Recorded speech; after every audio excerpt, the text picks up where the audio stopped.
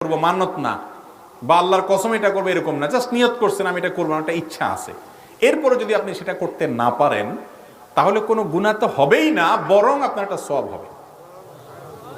নবী করিম সাল্লাল্লাহু আলাইহি ওয়াসাল্লাম বলেছেন, মান হাম্মা বিহাসানাতিন, কেউ যদি কোনো ভালো কাজ করার প্রতিজ্ঞা করে, ফালাম ইয়ামালহা, এরপরে তার আর ওটা করার সুযোগ হয় না, তার ইচ্ছা ছিল কিন্তু কোনো কারণে করতে পারলো না, তাহলে কুতিবাত লাহু হাসানা, ওই ব্যক্তির জন্য আল্লাহর পক্ষ থেকে সওয়াব লিখে দেওয়া হবে, যেহেতু তার নিয়তটা নিখাত ছিল।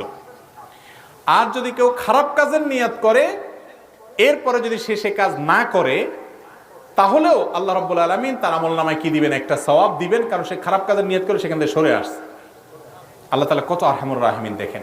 আর যদি কেউ ভালো কাজের নিয়ত করার পর সেটা করে, তাহলে ডাবল সওয়াব দেন আল্লাহ তাআলা। ভালো কাজের নিয়ত করলে এই জন্য এক সওয়াব, আর